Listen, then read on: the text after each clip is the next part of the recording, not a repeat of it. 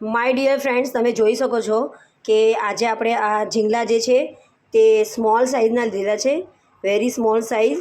તેને આપણે આવી રીતના સમારીને એને 4-5 પાણીથી ધોઈને રાખેલા છે. હવે આપણે એને કાંદામાં એડ કરવાના છે. અહીંયા મેં 1 કિલો કાંદા લીધા છે. હવે કાંદાને આપણે આવી રીતના સમારીને રાખ્યા છે. હવે આપણે એને ફ્રાય કરવા મૂકવાના છે. આપણે અહીંયા જોઈ શકીએ છીએ એક કઢાઈ લીધી છે. કઢાઈમાં તેલ ગરમ કરવા મૂક્યું છે. આપણે જે કાંદા આપણે સમારીને રાખેલા હતા તેને અહીંયા આનામાં ફ્રાય કરવાના છે. હવે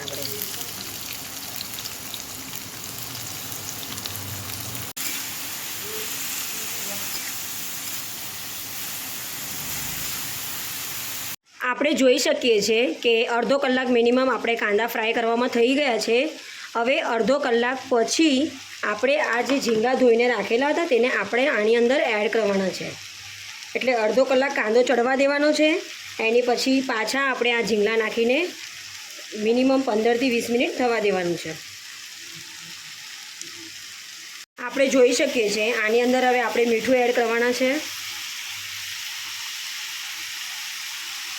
ને એના પછી આપણે અહીંયા હળદર એડ કરવાના છે ને હવે ઢાંકીને થોડીક વાર થવા દેવાના છે. આપણે અહીંયા જોઈ શકીએ છીએ હવે અહીંયા આપણે ગ્રીન મસાલો એડ કરવાના છે. આવી રીતના મેં અહીંયા ગ્રીન મસાલો એડ કરી દીધો છે